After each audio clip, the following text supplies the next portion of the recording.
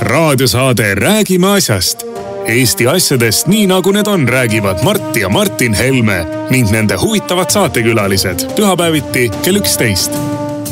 Loe põnevate teemade kohta rohkem ka uudisteportaalist uueduudised.ee. Tere tulemast kuulama raadiosaadet Räägime asjast. Me räägime asjast Tre raadios, Ring FM'is, Ruut FM'is, Kuressaare Pere raadios. Meid saab kuulata igal pühapäeva hommikul kell 11 ja siis õhtul jälle kell 9 ja siis muidugi internetist siis, kui süda lustib. Ja oleme täna stuudios jälle kahekesi štammid Mart ja Martin Helme. Võtame lõppeva nädala teemad kokku. Meil siis nii-öelda sai vahefiniši valitsus, nii-öelda valitsuskriis ja üldiselt minu meelest juba kohe paljastus bluff. Me räägime siis sellest, miks ja mida ja mida oodata on. Ja sellega seoses on läbi viidud küsitlus, mis näitab, et rekordarv inimesi Eestis arvab, et tegelikult oleks vaja uusi valimisi. Eestis põhiseadus nimetab neid erakorralisteks valimisteks aga ütleme siis varajasemad valimised või enne tähtaegsed valimised oleks minu meelest tegelikult sobilikum öelda.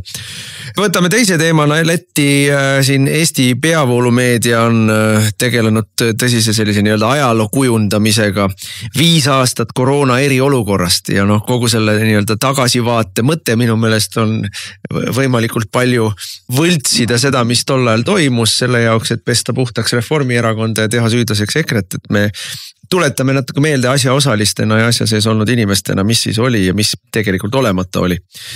Ja kolmas plokk on meil Euroopa Liidu välis- ja julgeolekupoliitika, see, kuidas meie siis jälle meie need nii-öelda läbikukkunud peavooluparteilased ja poliitikud räägivad, kuidas nüüd hakkab Euroopa Liit tegema endale oma sõjaväge ja selle jaoks on muidugi vaja eestlastelt viimasedki rahad kokku korjata. Mis seal toimub ja millele me silma peal peame hoidma, sellest räägime. Aga valitsuskriis, valitsuskriis üldiselt üsna kiiresti lahenes. Kuskil Reformierakonna tagatoas oli võetud vastu otsus, et sotsidest tuleb lahti saada. Delfi, Postimees ja ERR said jutupunktid kätte. Jutupunkte korrutati peaaegu, et ühesuguses sõnastuses mõned päevad järjest. Väga ilusti oli näha, kuidas nii-öelda stardipauk oli antud ja hakkasid ajalehes artiklid ilmuma, kuidas nii ei saa ja see on halb ja ikkagi liiga palju bürokraatiat ja halvad maksuid ettepanekud ja kõik väljaanded rääkisid ju sisuliselt, minu meelest ma ütlen lause ehitus oli ka sarnane, et see kõik tulnud Reformierakonna peakontorist ja meie nii-öelda vaba meedia siis lihtsalt oli selleks ruuporiks, kus seda ajupesu teha.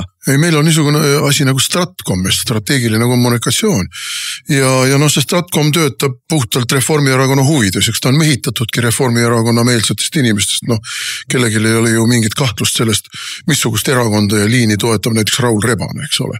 Ja see Stratcom ei ole ka nüüd niisugune, et ta on natukene hajus, et sinna haaratakse erinevaid inimesi, aga Ilmar Raag, mis asi on parempoolsed, kuhu kuulub Ilmar Raag?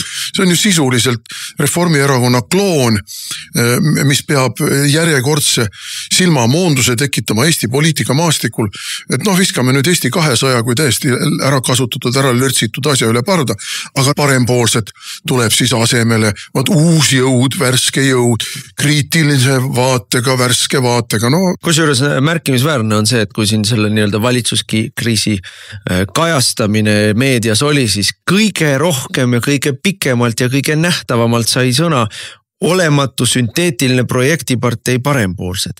Et ma vaatan, AK-s kommenteerib Lavly Perling, eks ole, kes on süvariiklastest sügavam süvariiklane, endine peaprokurör, kes siis sel ajal peaprokurör oli, kui meil siin suured rahapesud toimusid ja kes nüüd töötab küll Ukrainas projektidega ja küll Moldovas õigusriigi projektidega ja see on seesama USAID nende rahadega, mis on nüüd Trumpi poolt ju kõri täiesti kinni pigistatud ja seal ikkagi maja põleb neil. Seal nad ikka niutsuvad, kui kaamerad kinni keerata, siis nad niutsuvad, kuidas ei tea, kust see raha asendada, mille najal nad on väga ilusti ära elanud siin viimasel ajal ja tegelenud siis ühiskondliku manipulatsiooniga, aga täpselt sama funktsiooni täidab kui Eesti 200. Eesti 200 poolt öeldi ju ennem valimisi välja, et nende eesmärk poliitikas on toetada Reformierakonna nii-öelda poliitikaid.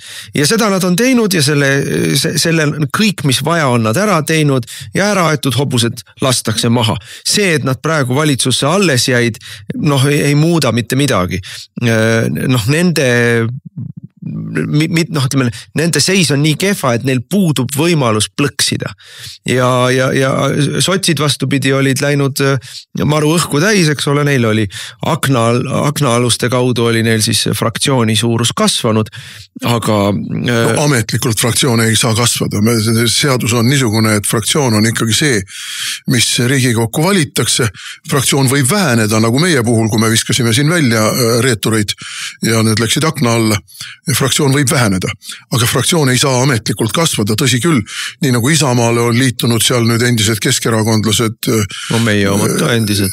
Ja mõned meie endised, jah, et nad hääletavad küll koos mõne teise fraktsiooniga, aga ametlikult fraktsiooni liikmete arv tegelikult kasvada ei saa. Ja, nii et EKRE on jätkuvalt kõige suurem opositsioonierakond fraktsiooni mõistes Riigikogus, et meie liikmeid on 11 ja valituks sai 17 EKRE liiget valimistel.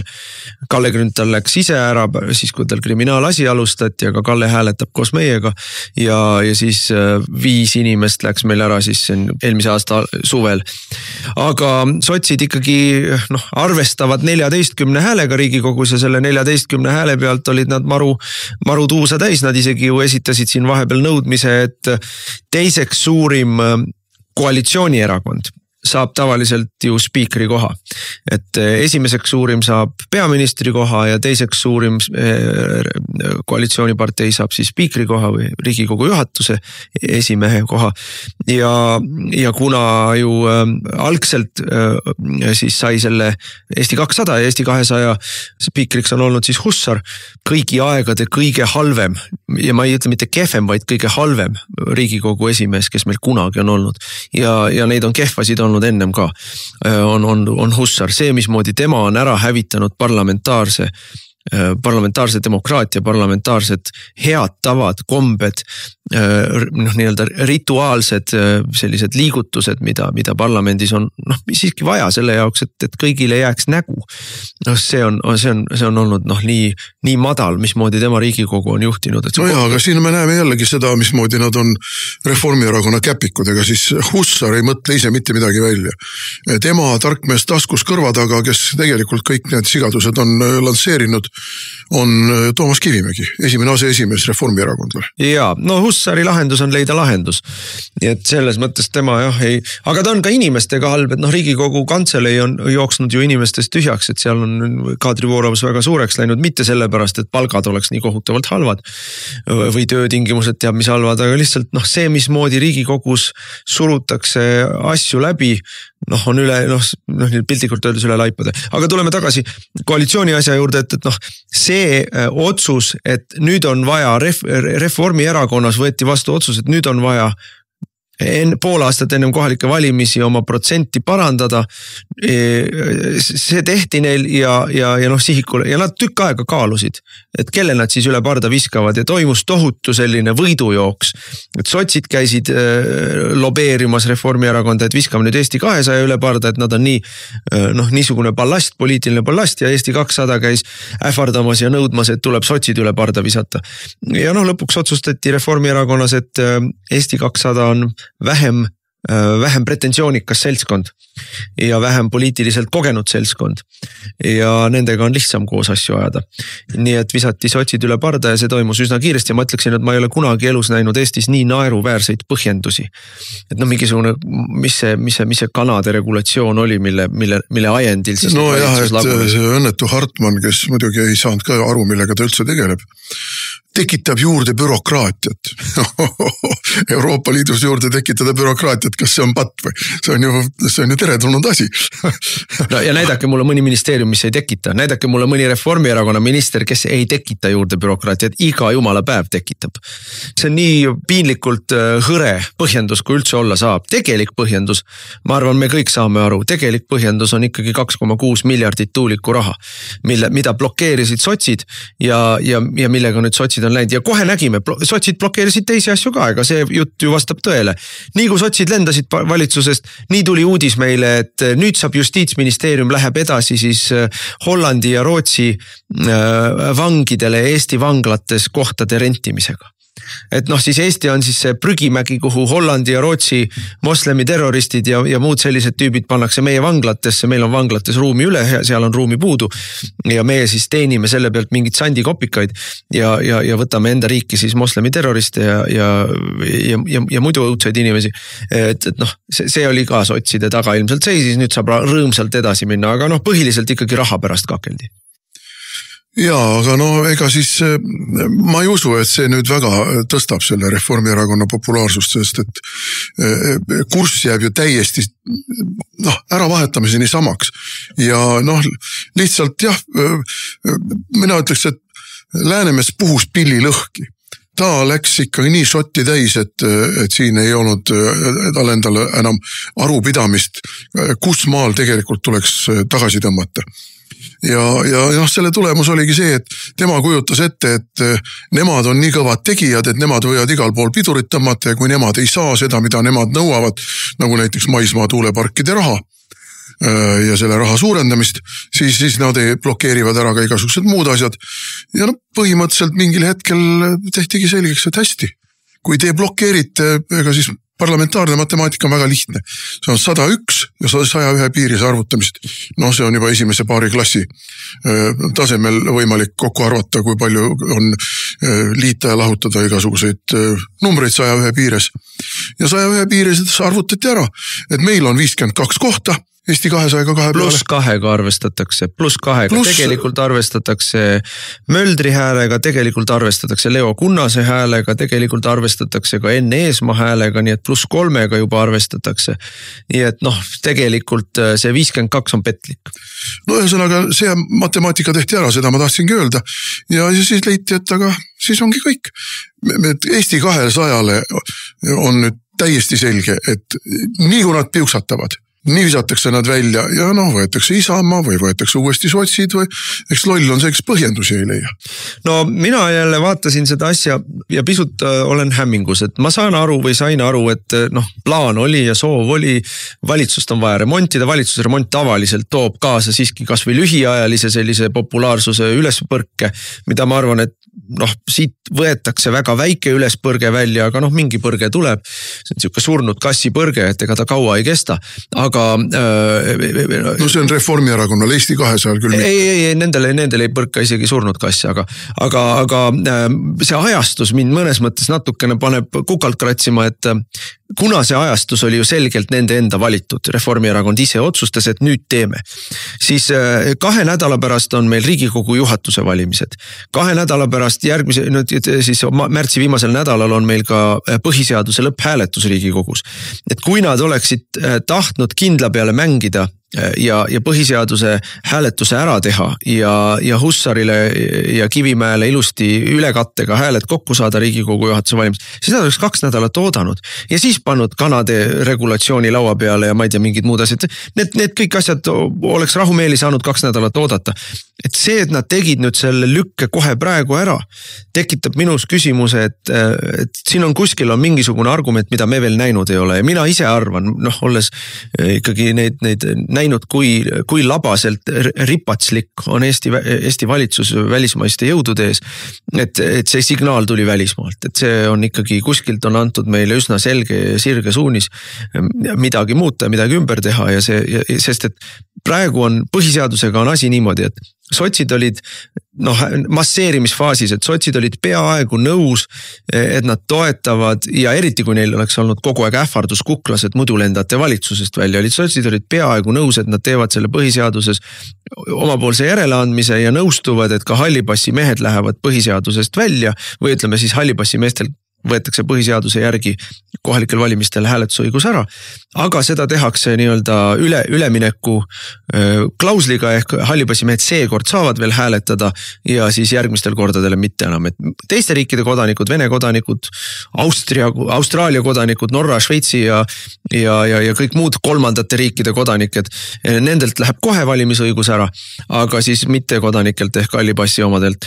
Seekord sügisel nad saavad veel hääletada, et see oli see kompromiss ja selle kompromissiga olime meie ka nõus, meie põhiülesanne, meie põhieesmärk on saada võõrriikide kodanikud ja mittekodanikud põhiseadusest hääletusõigusest välja ja kui selle sinna välja jõudmiseks on vaja teha see mööndus, et see toimub jupi haaval või järk-järgult, siis me oleme sellega rõõmsalt nõus, me saame oma tahtmise. Sotsid ei olnud sellega rõõmsalt nõus, aga nad olid valmis seda peaaegu toetama. Nüüd nad visati välja valitsuses, nad on hirmus viha täis, nad on hirmus õelad ja nüüd nad ütlesid selge sõnaga, nemad sellele hääletavad vastu. No mina tahaks küll panna südamele nüüd meie raadiosaate kuulajatele, mina ei ole sotside valija ega ei ole ka kohanud väga palju sotside valijaid, aga neid kusagil ju peab olema ja äkki neid kuulab isegi raadiot. Et mina tahaksin küll, et need sotside valijad just läheksid ja koputaksid südamele. Näiteks Madis Kallasele Saaremaal või Anti Allasele Võrumaal või Reili Rannale Hiiumaal või näiteks Helmen Kütile Viljandis. Nad on kõik kohaliku omavalitsuse taustaga poliitikud sotside fraktsioonis. Nad on oma hääled saanud kõik sellest, et nad on tuntud kohalikud poliitikud olnud. Küll Võrus, küll Kuressaares, küll Hiiumaal, küll Viljandis. Ja need on poliitikud, kes on nüüd 23. aasta valimistest alates kõigepealt hääletanud ja toetanud oma häälega homoabielusid, siis hääletanud ja toetanud oma häälega kõiki maksutõuse, kaasa arvatud automaksu. Ja nüüd siis lähevad ja plaanivad hääletada oma häälega vastu põhiseaduse muudatusele, mis viskab Vene kodanikud ja mittekodanikud põhiseaduses kohalikel valimistel hääletajate hulgast välja. Et ma tahaks küll näha, millise näoga nad lähevad siis oktoobrikuus küsima Võrus või Kuressaares või Viljandis või Hiiumaal üheltki valijalt toetust. Et minu meelest peaks valijad neile nagu ikkagi tegema üleskutse see hullus seekord jätta tegemata. Aga ma ei ole kindel, et nad nii enese alalhoiu instinkt neil säilinud on. No ei tea ju, mida siin nüüd süvariigi skeemimeistrid kokku joonistavad. Sellepärast, et kui me vaatame kohalike valimisi, siis ikkagi ju praegu paanikanoot on juba õhus.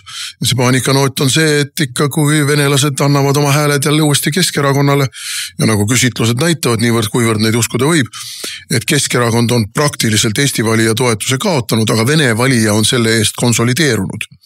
Et Vene valija on Kõlvarti ja Keskerakonna selja taga ja see tähendab seda, et kuna Tallinnas on, ütleme, laias laastus pool inimestest on venekeelsed ja me ei tea nüüd, kui palju on lisandunud vahepeal neid niinimetatud Ukraina põgenikke, kes ka võivad siin valimistel osaleda. Ma ei oska öelda, kui palju neid võib olla. Seekord on neid vähe, nad ei ole alalised elanikud. Aga kindlasti neid on mõnedki head tuhanded, mis võib olla lõpuks see kaalukeel.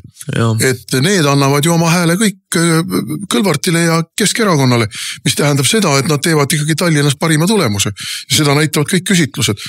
Ja teeme oma tulemuse ka meie. Ja siis ongi praegu juba hiilitakse ikkagi siis seina ääri mööda ja sussa-vussa, et kuulge, et aga vaatame, et äkki teeme pärast Tallinnas linnavalitsuse kahekesi aga vaatame, võib-olla peame kolmanda ka veel võtma, aga et põhimõtteliselt linnavalitsuse tegemise plaane peab juba Keskerakond.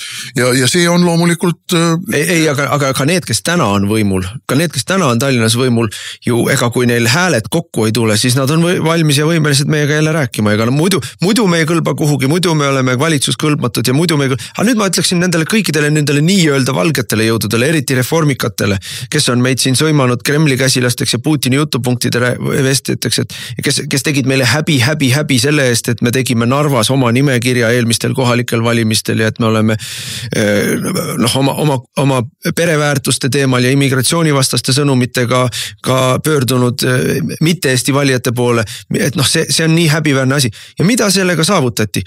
Et ükski teine erakond ei tegele Vene valijaga peale Keskerakonna. Palju õnne teile siis nüüd, kõik Vene valijad on, neil on ainult üks poliitiline väljund, see on Keskerakond, sest keegi teine ei saa isegi Vene valija poole pöörduda, sest siis sa saad kohe endale kaela süüdistuse sellest, kuidas sa poed Vene valija ees. Et muidugi me paneme seekord ka jälle Narvas nimekirja välja, muidugi loomulikult me lähme teeme ka kampaaniat seekord nii Kohtla-Järvel kui Lasnamäel, aga eelmine kord meid selle eest ju sõna otseses mõttes sõimati, et vot millised renegaadid me oleme. Et ja mis on selle tulemus? Tulemus on see, et Keskerakond võidab jälle Tallinnas valimised, Narvas võidab jälle valimised. Ma soovitan Jaak Madissonil minna Narva rääkima sellest, kuidas EKRE on Putini käsilased. Palju õnne sulle, Jaak, selles. väga missionaarses töös. Ja. Aga mis puutub nüüd ikkagi laiemasse pilti ja mitte ainult kohalikesse omavalitsustesse, siis mul on küll selline tunne, et siin see ei ole Eesti süvariik, vaid Eesti süvariigile antakse siin praegu teatud jutupunkte jälle ette, et kuna maailmas valitseb nii suur segadus ja ei ole selge, missuguseks lõpuks kujuneb Euroopa ja Ameerika vahekord. Ei ole selge, missuguseks kujuneb Ameerika ja Venemaa vahekord. Missugust rolli hakkab selles mängima Euroopa ja kuivõrd ikkagi ameeriklased seda mängu koos eurooplastega mängivad, siis nüüd püütakse säilitada kontrolli siinse sisepoliitilise mängu üle, kuna on kaotanud täielikult rahva toetuse ja me võime öelda täielikult on kaotanud rahva toetuse, seda näitavad jälle küsitlused, kui me neid usaldame, et alla 20% kokku Eesti 200 ja Reformierakond omavad rahva toetust, alla 20%. No ma mäletan, kui meil oli siin 20% ja rohkem toetus, kuhu poole me liigume muide praegu ju kenasti uuesti. Siis kuidas meie vaenlased rääkisid, aga 80% teid ei toeta ju. No okei, 80% ei toeta. Nüüd rohkem kui 80% valged jõud ja propagandistid ja EKRE vihkajad ei toeta rahvas Reformierakonda ja tema satelliiti Eesti 200. Ei toeta, üle 80% ei toeta. Mis me siis nüüd teeme? Ja kurssi nad muuta ei kavatse. Me andsime sellel nädalal üle, tuli meile jutt, et sotsid olid süüdi maksutõusudes. Ei. Michal ütles ilusti kolmapäevases infotunnis, kui Läänemets talle seal juba sisse sõitis, nemad on üleöö on saanud Saulustest Paulused, nemad on nüüd nii kriitilised valitsuse suhtes, et nad alles üleeile olid valitsuse liikmed, aga kõik on see valitsus valesti teinud. Teevad nad nüüd jälle korda. Mis sest, et kogu aeg rahandusministeerium on nende käes. Ja siis Läänemets seal midagi seal õiendas Michaliga. Michal ütles, et ei, kallis Lauri, makse me tõstsime ikka kõik koos ja täpselt nii ongi. Nii Lauri kui Kristen, kui kõik te olete makse kõik koos tõstnud ja nüüd nad viskasid sotsid üle parda, hakkavad rääkima, kuidas sotsid olid need, kes makse tahtsid. Ei, makse te tahtsite kõik koos. See oli Mart Võrklaev, see oli Jürgen Ligi, kes meile tõi kõik maksud parlamenti, see oli Anneli Akkermann, kes on rahanduskomisjoni juht, kes kõiki neid makse kaitses ja menetles. Teie olete need maksud teinud koos, kõik koos ja meie andsime sisse sellel nädalal 6 eelnõud, mis kas kaotavad ära, näiteks automaksu või selle nii-öelda julgeolekumaksu või alandavad tagasi sinna, kus oli enne maksurallit maksud, nii aktsiisid kui käibemaksud kui tulumaksud. Ja palun, uus nii-öelda parempoolne valitsus, kohe menetlusse, kohe poolt hääled, teeme ära, enam ei ole ju sotse, kes teid segavad, see on ju täielik bluff, see on ju loll jutt, mida jälle aetakse, mingeid maksulangetusi ei tule. Heal juhul tuleb siis selle nii-öelda julgeolekumaks, mida meile müüdi siis, kui raha kätte oli vaja saada, siis kõigile koputati südamele, et see on ikkagi julgeoleku jaoks ja te ju ei ole niisugused putinistid, et ei ole valmis Eesti julgeolekut oma rahakotiga toetama. Nüüd seda sama julgeolekumaksu siis reklaamitakse, et me hakkame teie tulu maksustamist vähendama, teile jääb rohkem raha kätte. See on nii vastikult libe ja valelik propaganda, aga mingeid maksulangetusi ei tule, see on ju selge, mulle mõte ja jutt natuke jäi pooleli, et süvariik kavatseb nüüd teha vangerduse. Ma arvan, see vangerdus tuleb suvel. Ja suvel tuleb vangerdus niisugune, et mängitaksegi ümber koalitsioon uuesti. Koalitsioonis loomulikult saavad olema Reformierakond, sest selles koosseisus teistmoodi ei ole võimalik, aga koalitsiooni läheb Isamaa. Ja võib-olla juhtub mingisugune niisugune ime, et Isamaa saab isegi peaministri koha. Et just nagu näidata Eesti rahvale, kuidas nüüd riigimees hakkab riiki juhtima. Palju õnne muidugi neile sellepärast, et siis saab väga ruttu selgeks, et ei Isamaast ega Reinsalust ei ole mingisugust kursimuutjat, mitte mingisuguseid maksude tagasikeerajaid, mitte mingisuguseid julgeoleku kindlustajaid. Nad on täpselt samasugused peavoolukad, nagu on Reformierakond ja kõik need teised. Aga mingisuguseid silmamoondusi on vaja teha ja inimestele puru silma ajada ja ma arvan, et seda püütaksegi teha, sest ma ei usu, et erakorraliste valimisteni lastakse asjal minna? No erakorraliste valimiste jutupunkt on jälle kuskilt on ette söödetud. Nüüd 2023. aasta sügisel oktoobris hakkasime meie rääkima erakorraliste valimiste vajadusest. Siis oli selge, et meil on Riigikogus koosseis, mis hävitab põhiseaduslikku korda, parlamentaarset demokraatiat, viib ellu poliitikat, millele puudub igasugune mandaat, valimistel saadud mandaat. Et selle Riigikogu koosseisuga me oleme hävingukursil. 2023. aasta sügisel oli see selge ja siis ma tegin ettepaneku, pöördusin erakonnajuhtide poole, pöördusin presidendi poole, tegime tööplaani, kuidas riigi eelarve nii-öelda kinnihoidmisega saab esile kutsuda erakorralised valimised. Siis kõik süüdistasid meid selles, kuidas see on demokraatia hävitamine ja parlamentarismi rikkumine. See, kui me läheme uuesti valijate poole pöördume, see on parlamentarismi ja demokraatia hävitamine, kujutad ette. Aga nüüd on järsku, kõik on erakorraliste valimiste jutu rääkijad. Nüüd räägivad seda isamaalased, nüüd räägivad seda keskerakondlased, nüüd räägivad seda ajakirjanikud. Kuskilt on tulnud selline valgustuslik ühine arusaamine, et vaja on erakorralisi. Loomulikult 2 käega, mina toetan ka erakorralisi valimisi, meil on vaja erakorralisi valimisi või ennetähtaegseid valimisi. Aga neid oli meil vaja juba 1,5 aastat tagasi.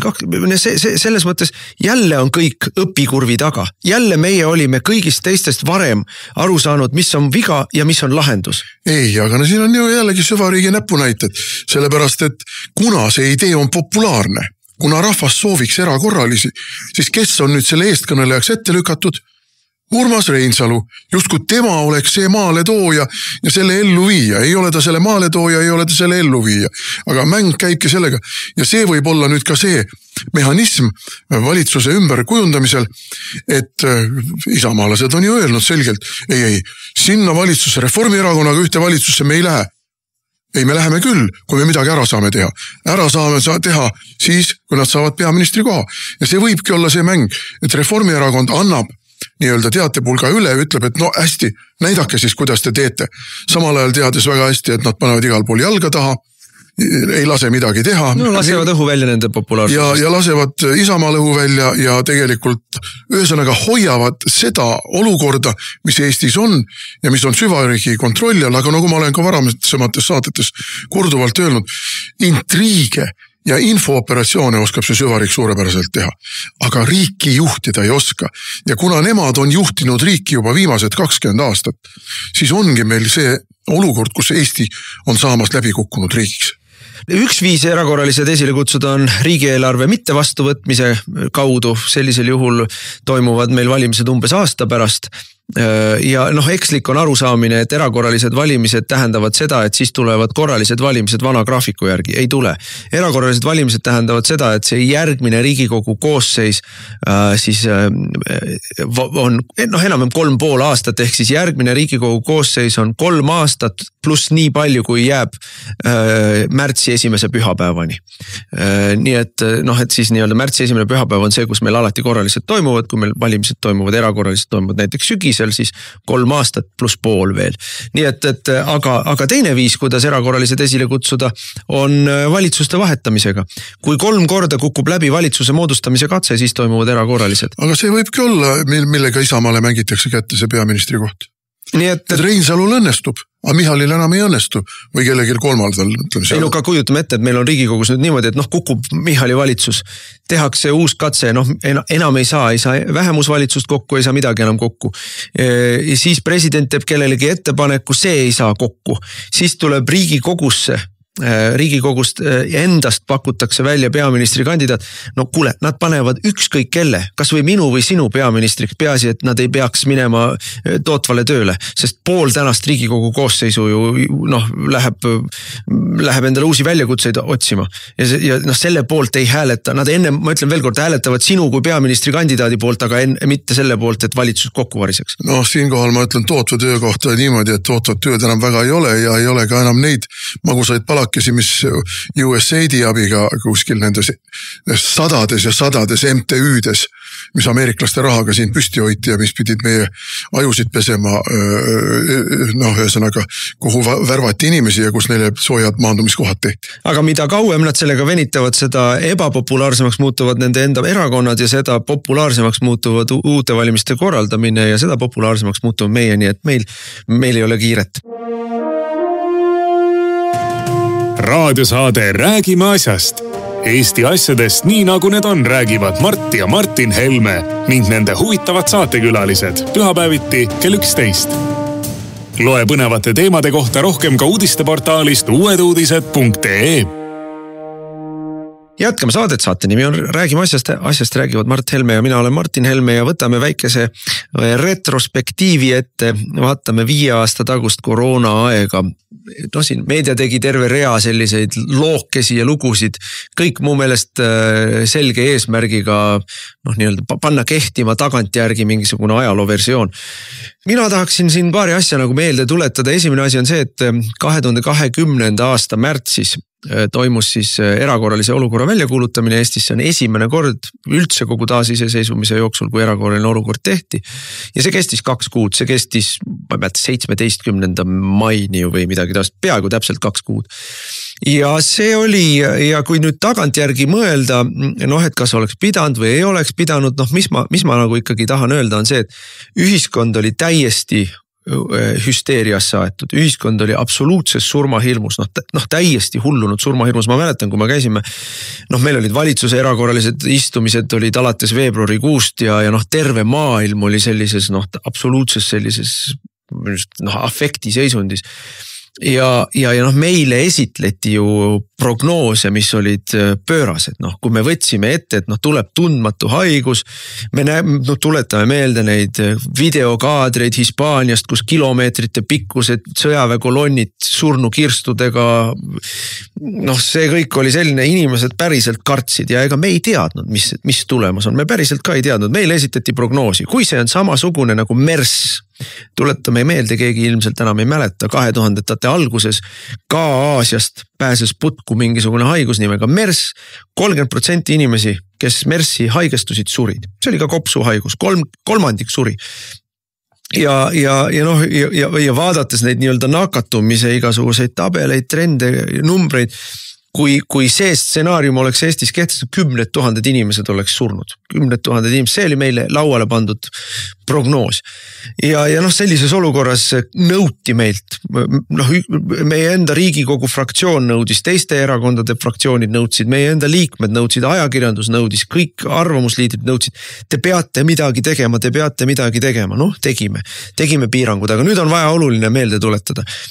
Erakorralises olukorras olid pandud kinni terve hulk asutusi, minu meelest me koolid saatsime koduõppele, ööklubid pandi kinni, baarid, niisugused asjad pandi kinni, aga poed jäid lahti, tänavad jäid lahti ja ei olnud maski kohustust. Tuletame meelde, meie ei kehtestanud maski kandmiskohustust, vaid see oli rangelt soovituslik ja meie ajal loomulikult ei olnud süstimiskohustust. See kõik tuli Kaja Kallase ajal.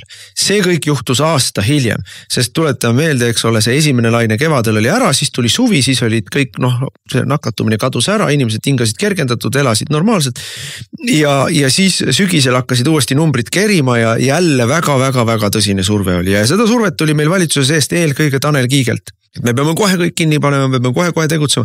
Kelle suuvoodriks ja seljataguseks oli Jüri Ratas. Just, ja teine, kes avaldas seda survet, kes oli puhtalt, ütleme sellises nii-öelda populistlikus võtmes seda tegi, et rahvas nõuab, et me peame tegema sulgemisi ja asju oli Reinsalu, kes oli välisminister tollal ja meile oli juba sügisel selge, olime teinud analüüsi, olime teinud kokkuvõtted kevadisest lainest nii Eestis kui mujal, et see suremuse protsent oli väga väike. Jah, haiglad läksid täis, väga paljud põdesid raskelt, see oli keeruline asi, aga suremuse protsent oli väike. Ja meie ei tahtnud sügisel enam selliseid sulgemisi tegema, me venitsime, tegime viilukaupa, tegime siin ja seal.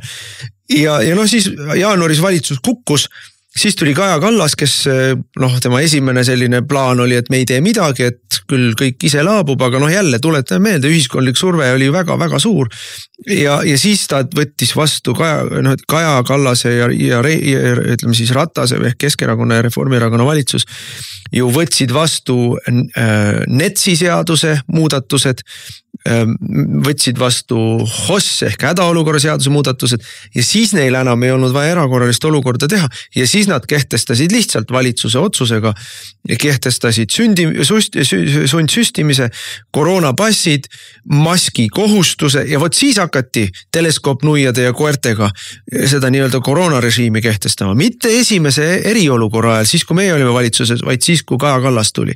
Ja seda inimesed nagu kipuvad ära unustama, sõimavad mind ja sind ja keda kõiki meid veel, et ise olite ka osalised, meie ei teinud neid asju. Ja no siin häbiväärne on muidugi see, kuidas nüüd on ajakirjandus võtnud ju sellise, selge jälle Stratcom on andnud jutupunktid ja jutupunktid on niisugused, rääkidagi ainult sellest, kuidas kehtestati erakorraline olukord ja mitte rääkida sundsüstimisest, mitte rääkida inimeste vallandamisest, kes keeldusid sundsüstimisest, mitte rääkida meeleavaldluste mahasurumisest koerte ja nuiadega, mitte rääkida ettevõtjate ahistamisest, mitte rääkida sellest, kuidas politsei täiesti seaduse vastaselt jõudu kasutas ühes, teises ja kolmandas kohas. Et seda nagu ei ole olnud. Aga mis on olnud erakorraline olukord. Eriolukord. Või eriolukord, üks kama. Tegelikult ei ole üks kama. Tegelikult ei ole nendel eri asjad, jah. Ja põhisüüdlased oleme meie sinuga.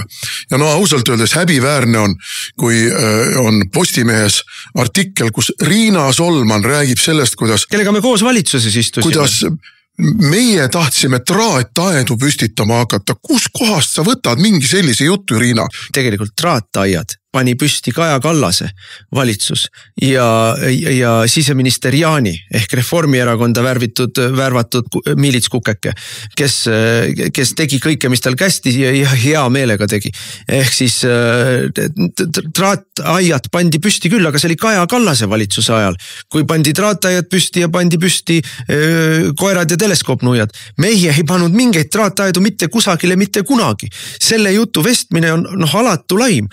Nüüd selle ma võin küll rahulikult ära öelda ja see meil oli ju neljapäeval Riigikogus meie eelnõu, millega me soovisime moodustada, see hääletati loomulikult maha, soovisime moodustada erikomisjoni, mis uuriks koroonavaktsiinide või COVID-vaktsiinide ohutust ja kasutust ja teeks selgeks sellega seotud kahjud ja tegelikult otsiks ka vastutajad.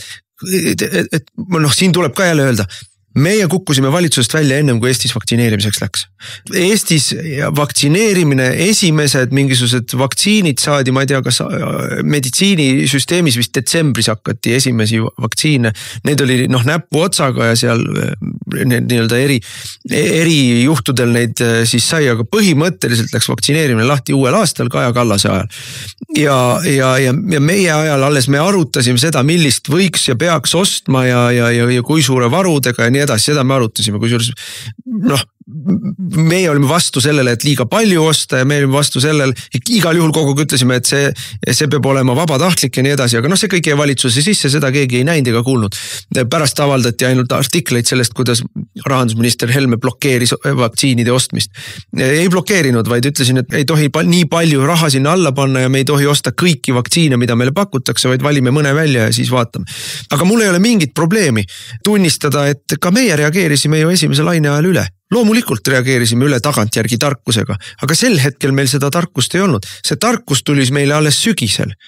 Ühiskond nõudis meilt, et me peame midagi ranget tegema, sest meil on kõigil ees see ajakirjanduslik paanika õhutamine, mis oli, kui meil näidati kaadreid välismaalt ja näidati need iga päev raporteeriti mingid nakatumisarve, mitte surmade arve, vaid nakatumisarve.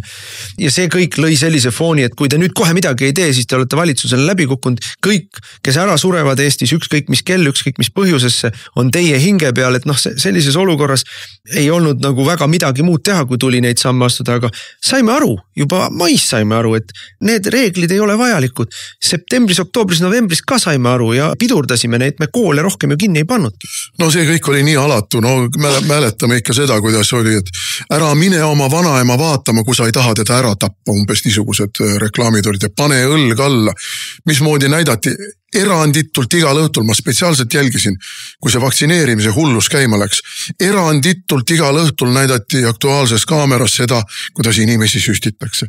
see pidi siis inimesele loomulikult mõjuma alateadlikult niimoodi, et näed, kõiki süstitakse, kõik on nõus sellega, kõikide elusid päästetakse sellega. No kuidas ma siis nüüd ei lähe? Ei, no need jutud olid ikka jõledad ja küll see, et sa tapad oma vanaema ära, küll see, et sa oled nii-öelda teaduse eitaja ja meie arstide, kuidas need jutud olid, kui me leidsime, et arstid peaksid selgemalt välja astuma selle süstimise vastu, et siis me oleme vaename arste.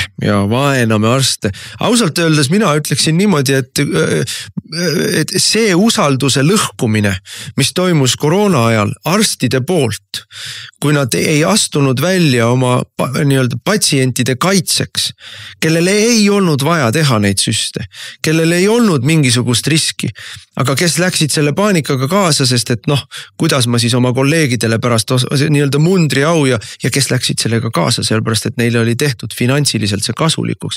Et sellest usalduse rikkumisest minu meelest, mina ei ole siiamaani üle saanud näiteks.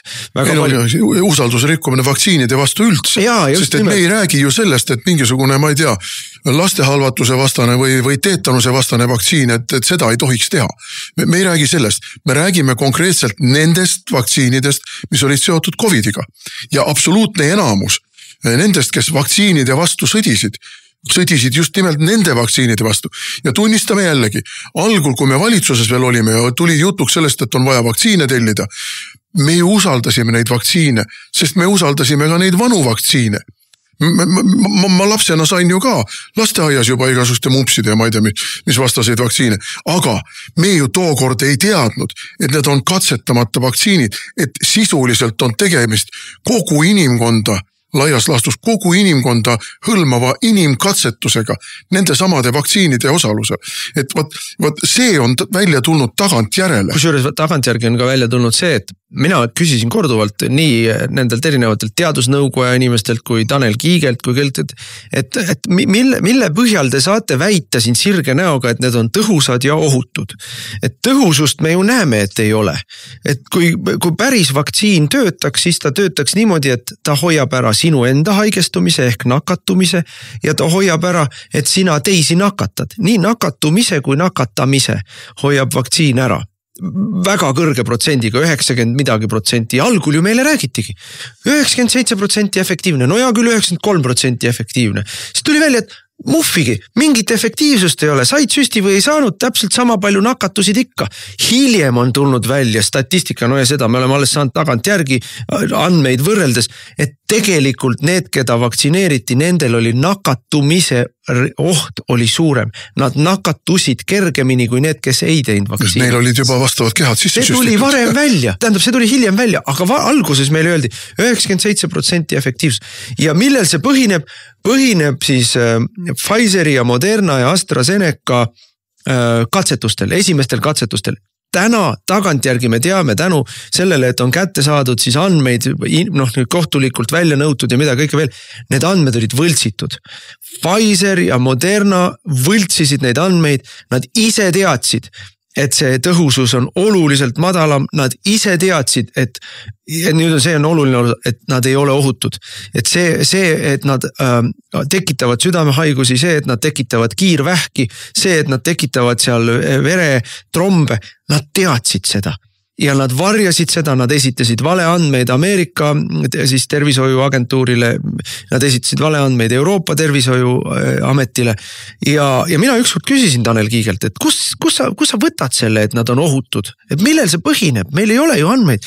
Ei kuule, kui Euroopa tervishoiuamet on nad lubanud turule, siis järelikult see ongi meile piisab sellest, et see ongi kinnitus, et nad on ohutud ja see ongi kinnitus, et nad on tõhusad. Et selline oli see hoiak tol korral ja meil ei olnud andmeid, millega üldse öelda, et kas nad on ohutud või ei ole ohutud, aga tagantjärgi tunnistame. Et mina küll ei tunne, et mul oleks mingitki vastutust või süüd sellel vaktsiini asjal, see on kõik järgne valitsus. Küll aga ma võin... Aga sellepärast see maha vaikitaksegi. Sellepärast ongi vaja jätta mulje, nagu kogu selle koroona jama peasüüdlased oleksime meie.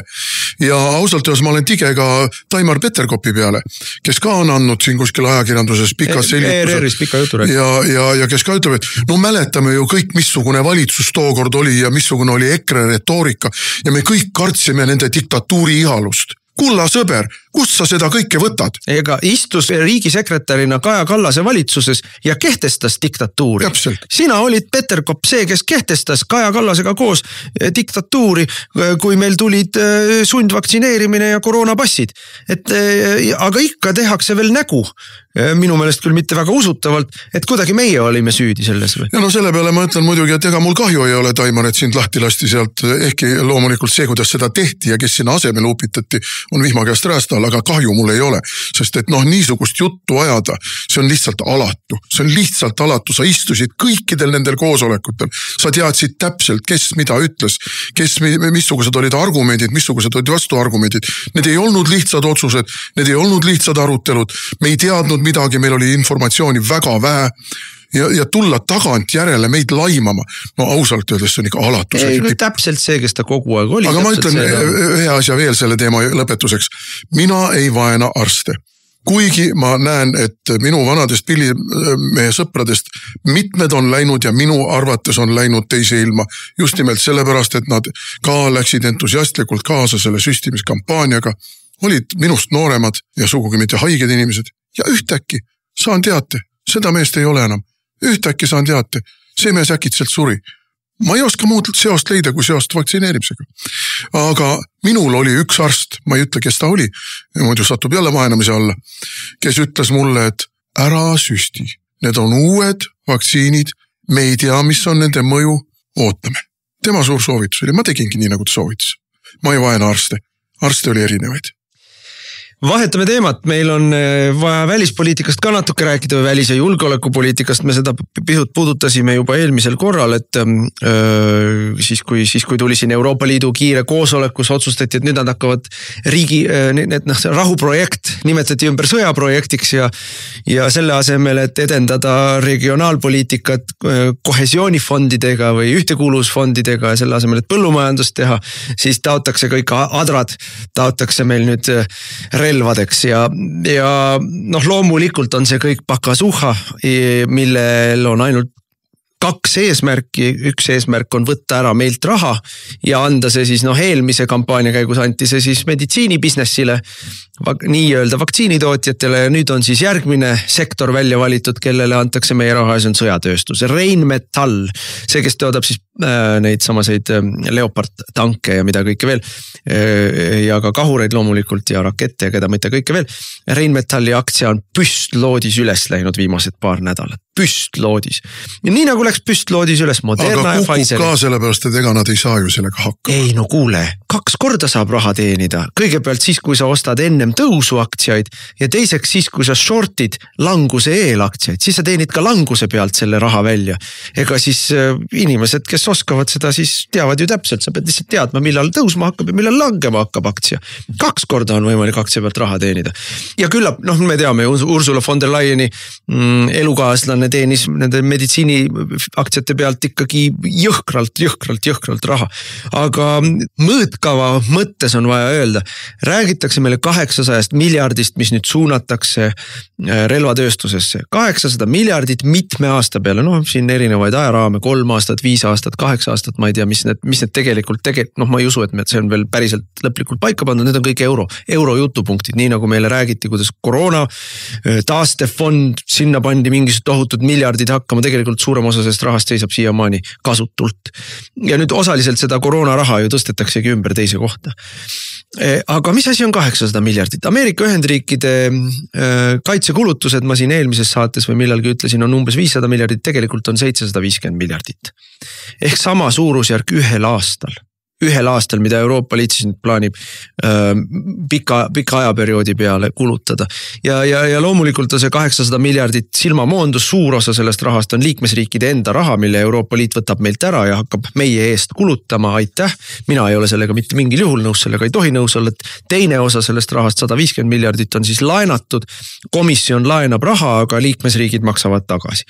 Nii et ma ei ole sellega ka absoluutselt nõus. Ja mismoodi seda kasutatakse, loomulikult läheb see Saksa, Prantsusmaa, võib-olla mingi Hispaania või Itaalia relvatööstusfirmadele, väiksemad pudinad siin võib-olla Poolas või kuskil saavad ka veel midagi. Ja meie ei saa mitte muhvigi. Meie ei saa mitte midagi.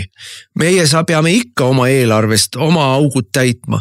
Aga nüüd on tulnud lisauudis. Isegi kui saab, siis saab mingi erafirma, see Milrem või ma ei tea, Milrem müüdi mingitele araablastele maha, aga mingisugune erafirma, mis siin tehakse. See kuhu Alar Laneman läks ja see kuhu Peterkop läheb ja see kuhu lähevad kõik need. Herem läks ja need firmad saavad selle raha ja loomulikult. Aga mitte Eesti maksumaksja, mitte Eesti riik. Ja, ei, nemad teevad ikka siin modeleerivad ja mudeldavad ja teevad IT-d ja AI-d. Et nüüd on siis eelseisval ülemkogul, vist see nädalavahetuse nüüd, seal esitleb siis Kaja Kallas oma selle kaitsepoliitika valget raamatut. No meenutame seda, kuidas ta koroona ajal meil ka igasuguseid valgusfoore esitles Riigikogus ja mingisuguseid muid, ma ei tea, tähtsaid valgeid ja muid pabereid, mille efekt ja mille sisu ja mõte olid olematud. Ja ainus mõte oli see, et näidata, et ma ka midagi teen, et ma ka kuidagi milleski osalen, et ma ka aitan inimestel mingitest kriisidest välja tulla. See valge raamat ongi valge raamat, sest ta on nii sisutühi. Ma võin mürki võtta selle peale. See on nii sisutühi, kui üldse olla saab, sest et sellest kontorist, mida juhib Kaja Kallas, ei saa kunagi midagi sisukat tulla. Ja paber oleks rohkem väärt, kui ta jääkski valgeks, siis saaks teda teiseks asjaks millalgi trükimasinas kasutada. Aga veel üks asi, mis tuli välja, sealt on siis nüüd see, et eurooplased on otsustanud, jälle kokkuleppin meie selja taga, et igal aastal hakkab Euroopa Liit andma 40 miljardit eurot Ukrainale. No ausalt öeldes mina ei tea, kellele see meeldib või kuidas, aga Eesti on, siin on oleneb millist mõõdikut kasutada, aga põhimõtteliselt Eesti on Euroopas ja terves maailmas, kaasa arvatud, kui me paneme tabelisse Kanadad või Ameerika Ühendriigid või mõned muud riigid veel.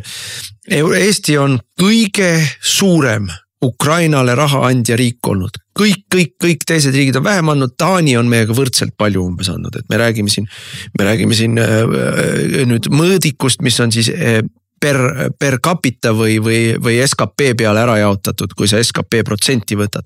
Et loomulikult Ameerika Ühendriikide absoluutsumma on meist mõõtmatult suurem, Saksamaa absoluutsumma on meist mõõtmatult suurem, aga kui me võtame meie majanduse suurust, kui me võtame meie elanike arvu, siis meie ühe elaniku kohta on toetused Ukrainale olnud suuremad kui ükskõik millisel teisel riigil ja Taaniga siis enam-vähem sama suur.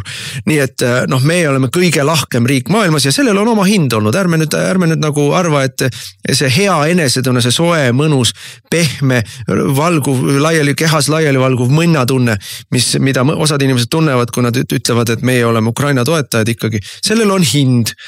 Väikekoolid pandakse kinni. Automaks on tõulnud.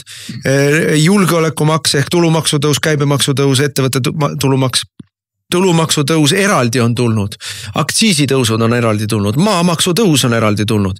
See on kõik olnud osa sellest, et me saaksime ennast maru mõnusalt tunda, et me oleme Ukraina maailma suurimad Ukraina. Ei no ja ära on võetud ju. Lastetoetused ja muud asjad, mis on ära võetud. Just, ja et 4-realisi teid me ei ehita. Ma toon siin ühe kõrvale võike ühe näite. Üks tuttav läheb Usbekistani ja uuris natuke, mis seal on ja kuna tal põhimõtteliselt on asjaajamised seal Taškendis, mis on Usbekistani pealinn, kui keegi ei tea, noorem põlvkond võib-olla ei tea, aga tahaks Samarkandi minna. Ja Samarkandis ma omal ajal olen käinud 70. aastatel, siis ta oli suhteliselt räämas, on see Registan, nagu seda nimetatakse, see on niisugune paleekompleks, seal on siis omaaegsed moslemi medresseed ehk õppeasutused ja mošeed ja mis nad seal kõik on, selline ilus kompleks, väga ilus kompleks. See on loomulikult prillikiviks korda tehtud ja käib Taškendi ja Samarkandi vahet kiirrong. me oleme kinni pannud siin oma raudteeühenduse Haapsaluga, oleme kinni pannud raudteeühenduse Pärnuga, ehitame juba 10. või rohkemat aastat Rail Balticut, mitte millegagi hakkama ei saa. 4-realisi teid ei saa hakkama, aga riik, mis oli Nõukogude Liidu lagunemisel, punane latern majandusnäitajate kõige poolt. No keskaegne riik. Keskaegne riik, feodaalriik sõna otseses mõttes, on täiesti teisele tasemele hüpanud. Aga meie oleme nagu kanad akus. Ja kes selle korraldud kõik on? Ikka tark Reformierakond. Valged jõud, keda on püsti hoidnud ja võimul hoidnud süvariik. Nii et selles mõttes nii ta on. Aga välispoliitikast, julgeolekupoliitikast kindlasti Euroopa Liidus räägime veel, aga mida ma arvan, et me näeme siit ülemkogult on see, et mingit ühtsust tegelikult ei ole. Ilus jutt on ja see ilus jutt varjutab seda, et mitte ainult Ungari, kõik aetakse Ungari kaela, aga tegelikult ei taha itaallased, prantslased, hispaanlased, belglased, hollandlased, keegi ei taha siin oma nahka turule viia, oma raha ära anda. Ega Holland muide teatas, Hollandi valitsus teatas, nemad Euroopa taasrelvastusprogrammis ei osale. Oleks meil mõistust või mõistusega valitsus, siis me ka ei osaleks, vaid paneks selle raha ise sinna, kuhu meil on vaja ja palju odavamalt saaks, palju kiiremini, palju rohkem kätte, aga ei. Aga asjadel on ajalugu. Ma tuletasin seda meelde Euroopa Liidu asjade komisjonis, et kui ma käisin aastal 1995, see on 30 aastat tagasi, käisin Brüsselis, ma olin saadik Moskvas sel ajal ja välisministeerium nõudis, et ma pean, kuna meil on väga selge kurss Euroopa Liiduga ühinemisele, pean ennast kurssi viima Euroopa Liidu asjadega, siis anti mulle komandeering Brüsselisse ja käisin läbi praktiliselt kõik komisjonid, need Euroopa Liidu allkomisjonid, komisjoni allkomisjonid, ütleme niimoodi. Direktoraadid, jah.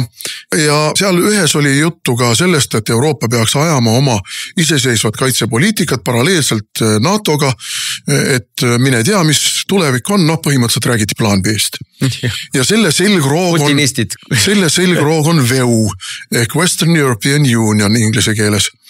Ja sain kokku selle VEU tegelastega seal ja need kõik rääkisid, mida peaks tegema ja mida saaks teha ja mida ei saaks teha ja tore, väga tore ja huvitav oli.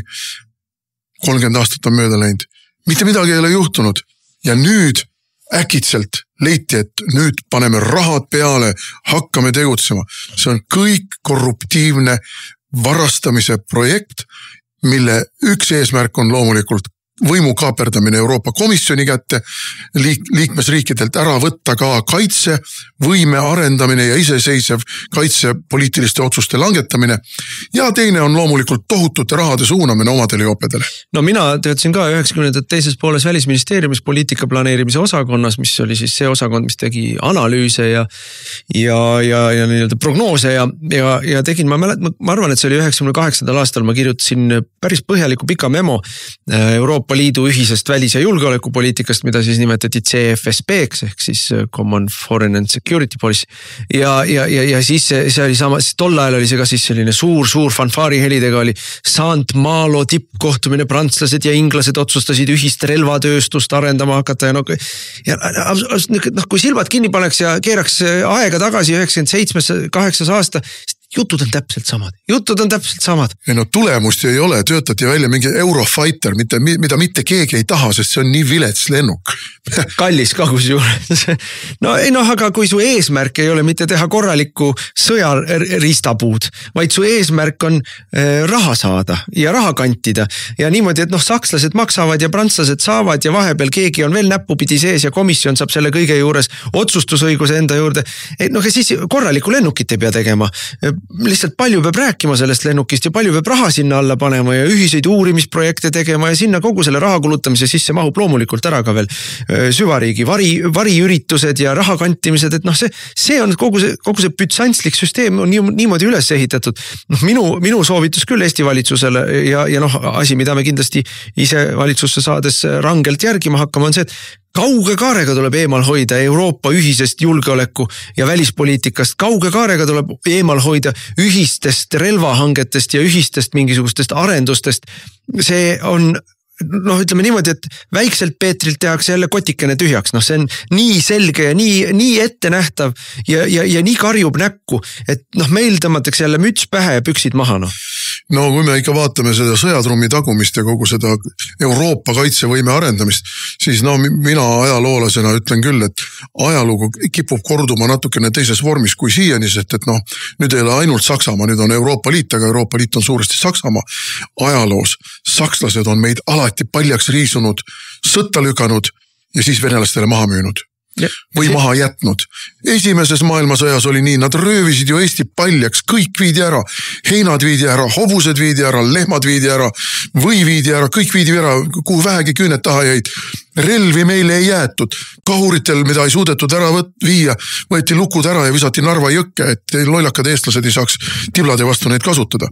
Ja teises maailmasõjas oli täpselt samu. Mul isa ütles, et laod lasti õhku. Sakslased läksid minema, jätsid Eesti piirikaitse rügemendid neile ette teatamata, rinnet hoidma. Aga laod lasti õhku, laskemoon, kõik lasti õhku, et ei jääks venelastele. Aga tegelikult oleks pidanud vähemalt piirikaitse rügementidele andma mingisuguse laskemoona varustuse ja kõige muu varu. Ei, see lasti lihtsalt õhku, mindi minema ja kõik, mida vähegi kaasa sai võtta, võeti ka veel kaasa. Inimesed kaasa arvatud. Noh, see Sõrvesääre tühjaks vedamine on ju eriti jõhker küüditamise näide. Aga ka varasem ajalugu, ega siis no orduriik, mis moodi käitus. Aga ka Põhjasõda, kes meid venelastele maha müüsid? Sakslased, siinsed sakslased.